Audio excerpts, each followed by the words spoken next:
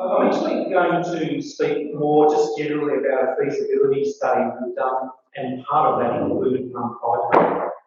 Before I did, I suppose I wanted to acknowledge all of you and the role that you're playing in your community's terrific role about how is it that we can make sure we get the urgent transition on energy that we desperately need, but do it in a way that we add real strength to community. And it's not just something that's done to us. So thank you for that. And thanks as well to all the hard work of Indigo Power and Golden Valley Community Energy for the enormous work on the community power. And how exciting it is. So I've got about 15 minutes. I'm really happy to be interrupted if you want to seek clarification or ask questions. But before I get started, obviously, I'd like to pay my respects to the traditional owners of the land on which we're meeting. Observe elders past, present, and emerging. So at the risk of telling you what you already know about Total Renewable Yackandandah, we got started in 2014. Our goal was to become 100% renewable by the year 2022, and the emphasis of the feasibility study I'm about to talk to is how do we get to that 100% and how do we resolve the fact that it's not going to happen in the year 2022, which was our goal. But at the start, we had a really clear plan. Our plan was that we wanted to help people save money. We wanted to understand how that was going to influence the performance of a local town and its economy. And we wanted to do it in a way that we built resilience. And as we've gone, as our community expectations and understanding change, we've changed the emphasis for each of those. But always sitting underneath, we had a keen awareness about what was happening already and what has happened and what will happen around climate change. But it hasn't been a key theme in our public presence, purely because, especially in 2014, as you know, it was a contested idea. Our goal was to bring people together. We didn't want to divide them. So, with the benefit of federal money from Angus Taylor, we got started about 18 months ago on a feasibility study, and the purpose was to understand, we know what we know now. There is some circumstances about what renewables can do. There is some circumstances about what can be done with the grid and the geography of our area, and what people would be both prepared to do and prepared to invest money in. So that was the purpose, really. Very broadly, the objectives were there. I won't go through them item by item, but it's purely and simply how do we transition from where we are to 100%? Where do we put systems? How do we fund them? How do we meet the gaps in the difference between what can be done commercially and what needs to be done in order to get to that 100%? Now, I suppose we were trying to create a pathway to 100%, and that 100% is a really interesting question. No doubt each of your groups is contemplating. So when Try first started, and no doubt all community groups, the real question is what's the footprint? And this was the very start of our feasibility study. I don't need to read the numbers there, but the top number being how many people live in the township, and very simply that's the council reckoning on who's in town in the kind of speed limited area. The dotted line of the red there is the area that is fed by a single feeder from Yackandandah, and it's a really important thing that will become evident as I keep going. And then the blue line, the blue circle, is a notional representation of our interest as Total Renewable Yackandandah. It's an 11 kilometre radius. And interestingly, the places over on the left there, over towards Indigo Valley and elsewhere, they don't get fed by the same feeder. They still have electricity, and we're still interested in them, but it hasn't been the focus of our study, generally speaking. So it was quite interesting. We and any community energy group can get a reasonable amount of data from AusNet services about how much power is being used in a particular location, in our case, Yackandandah. So in this area bound by red, we are using on average at any single time 1.7 megawatts of power. And the peak in the 4 years of data that we studied was 3.1 megawatts. And interestingly, it occurred at 1 o'clock in the morning. And in fact, the subsequent slide says that the time we use the most power ever, or we draw from the grid ever, is at that 1 o'clock in the morning, which is interesting. And just by way of reference, there's 200 properties in Yackandandah participating in a virtual power plant. And on average, the homes that are participating in that power plant, as soon as they add solar, they reduce their power bills by about 63%. And if they add a battery, that's 72%. Since that virtual power plant got started in 2018, the collective saving of that now 200 properties, it wasn't that many at the start, is $850,000. And it ties back to that original purpose that I spoke about for TRI. What happens to the economy in a local town or any location when you stop spending money on electricity?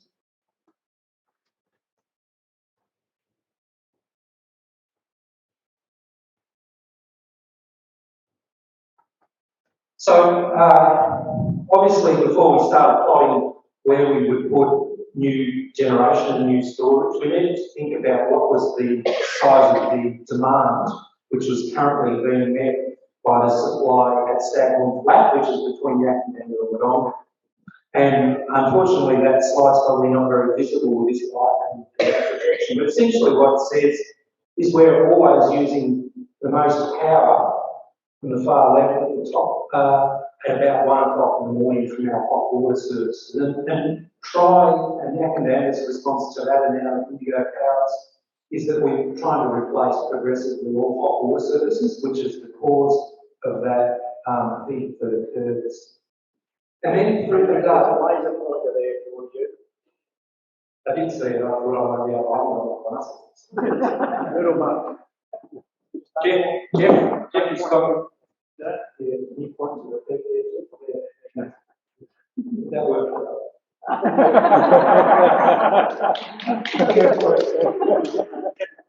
Thank you.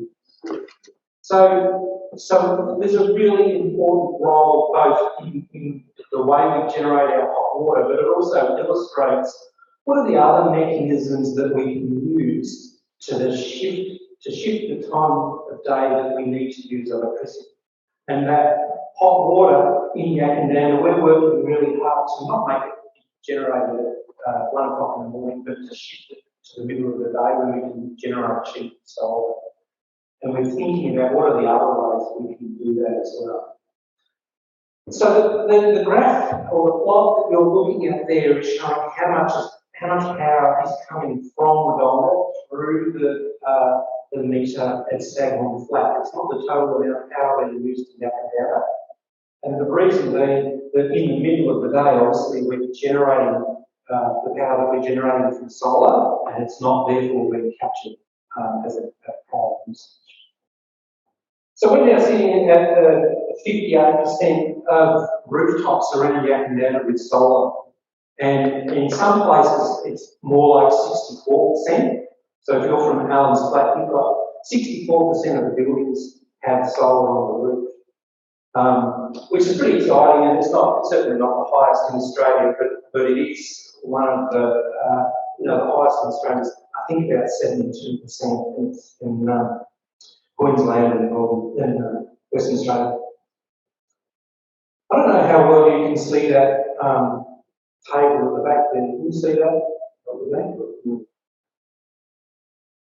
So to cut a long story short, really, we went through a whole lot of process of analysing when power is being used, how many people are using power, what's the trajectory of power use, and one of the challenges for our 100% target is that the energy consumption in Yackandandah is going up 5.4% each year, and it's getting more each year as well. We're not entirely clear what that is. Partly it's about the population of Yackandandah is getting bigger because it's a better place to live than Beechworth.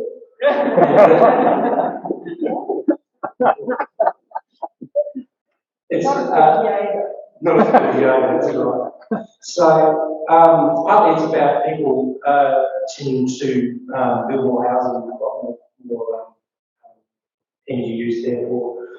We're also have done some analysis and continuing to analyse the fact that when you add solar, people tend to relax a little bit about how they're using power and things from there. It's a lot of phenomena. And we're also keenly aware that when we start to add all of these systems and we start to add electric vehicles, this scenario might become quite different. So the short story is our 100% target is getting harder because more people are using more electric equipment and electric vehicles are clearly harder. So what we've done is we've analysed 5 sites. We've gone through, we've done all of the data, and we've said, right, how much power do we need, how do we store enough power, and where are the locations? And unfortunately, our feasibility study didn't give us a happy story. And that happy story is that we were looking for the magic pudding, beautiful flat piece of land for solar, a really nice network supply, a nice hillside to build pumped hydro. And unfortunately, we didn't find it in our area, and it's compounded, of course, by the price of land in this whole area. That if you're putting solar panels on a parcel of land, you can't then do something else with it to add value. So we've got 2 sites, the first and the second one there. The first site was at 1.6 megawatts of solar, and it was going to cost us with battery about $6.5 million to be able to do that. And it was going to require an upgrade to the network to be able to do that. The second site, also just a solar and battery site, was something similar. It was 2.25 megawatts of solar and $10.7 million. And it was going to be very difficult for us to be able to take that out and invite people to invest in it because it required an enormous amount of money from somewhere else beyond that was financially feasible for people just to invest in. We couldn't have given them the return. And the reference that I made before to that red dotted line was an important part of this as well, because what we wanted to be able to do is create a scenario that we could island the town. So if there was a supply failure from Barramuda, we could still continue to operate the town for a period of time. And in fact, there's some challenges which I'm happy to talk about. That battery wouldn't have been big enough to create the fault current protection anyway. Matt, can you please explain what the viability gap is? Yeah. So the viability gap is the difference between what we think we can do commercially viable and what the forecast cost of the project is. So we thought the analysis was that we could return a financially viable project if there was $1 million in there. And partly that's just about some real uncertainties which we could build more nuance on, and I'll talk about in a moment. So those two are both solar and battery. We had 2 entities do the analysis, an engineering firm and 2 engineering firms do an analysis on the batteries and solar, and those are the numbers that we came to. We then, for another 2 sites, we examined the feasibility of installing pumped hydro and solar to go with it to pump the water up the hill. And so this site here, which was really exciting and one we've been pursuing for a while, is right on the edge of Yackandandah. And so in terms of islandability, it offered a really great potential because it meant that we were close to town, so there was some real savings there around performance of the network. And it would have allowed us to be able to run in that circumstance for 5.8 hours in the absence of the generator. And if it's sunny, you know, you can pump the water back up. So really, the short story, all 3 of those sites were not viable, financially viable for us to do. And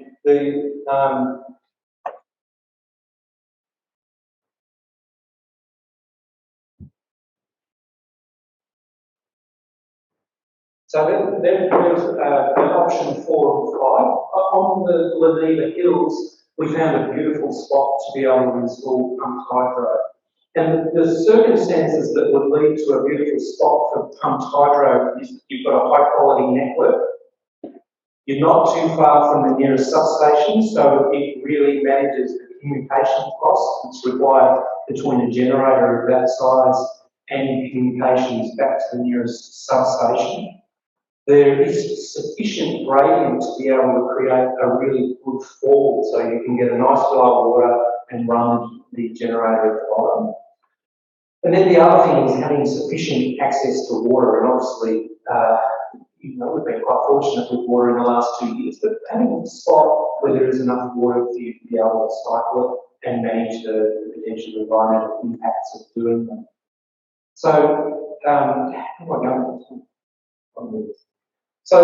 So we did find a beautiful spot to be able to do it. It wasn't on the Yackandandah feeder, so it took us out of that islandability option. But the beautiful scenario here where we have potentially up to 17 hours of islanding, if it was in our feeder, was about $18 million to be able to do that. It's a tricky thing. It would be a nice exercise to be able to do, but who's going to fund $80 million for a little country town to be islanded for a period of time? So the first 4 options are the ones that we looked at, and we really got to the point that there was no scenario if we were just going to build in the little kingdom of Yackandandah that we could get to 100%, and this was pretty close to 100% gross renewable. And so we sort of walked away from that. The last option is interestingly what we'd already been doing over a period of time, and that was purely adding solar and batteries to households and other buildings. And in the end, has come up as the cheapest option for us to be able to get to 100%. And really interestingly, if we did nothing with the trajectory we're on at the moment, we'd get 100% net renewable by the year 2027. And that's roughly speaking about 2.5 megawatts. Except that we know that the energy use isn't static and it's likely to get larger. And who knows about how we start implementing batteries or other systems in there as well. So that's it. We are now chasing solar and batteries at an individual property level, and that we're working to increasingly capture ways of being able to use electricity both flexibly and more efficiently. And in this case, pumped hydro, a heat pump, a hot water heat pump. So this is, I think, Indigo Power customer. Congratulations to Indigo Power on their result of the national ranking this week. So this customer has a solar and battery system, and really interesting, their average daily use is 140 watts of electricity, watt-hours of electricity. Solar and battery system, they've been thinking over time, how do they time their energy use, how do they make sure their building envelope is well thought through. So this is a 3-person household, use 140 watt-hours of electricity each day, and they're exporting 180 times more than they're using each day. This is for the month of December. And so my real point is this, it's actually not that hard. But what we do know, however, is that when we're doing community batteries and when we're doing arbitrage and playing on the FCAS, the uncertainty we uncovered in our feasibility study said, look, it's fantastic and the result's going to be great when we get there, but we can't stand in front of people and ask them to invest in a solar system, a solar farm and a battery whilst there is still that uncertainty. But what we can do is we can show people these figures, and right away that house becomes capable of islanding their power supply. They can run the fridge, run the lights.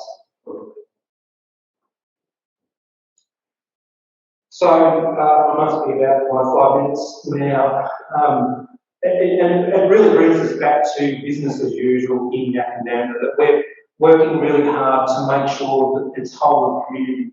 And if you weren't there, this is a photo that really nicely captures that concept of whole of community for me, and it was at the launch of the community battery in Yackandandah. On the far left there is Juliet, the chairperson of Drive, and then the energy minister, Victorian energy minister's turning the battery on, and Jenny O'Connor, the past mayor of Indigo Shire, and Telford, the chairperson of Indigo Power, and then Helen Haynes, the independent member for Indigo. And for me, it's really capturing is if we're going to fix this energy system, it's not about either or this bit or that bit, it's all of the above. And that picture captures that. And Try has always worked really hard grabbing hold of opportunities when they're there and not getting too worried about it. It's exactly the right thing. We just try and get on with it. And then we've worked really hard to share the knowledge that we've had.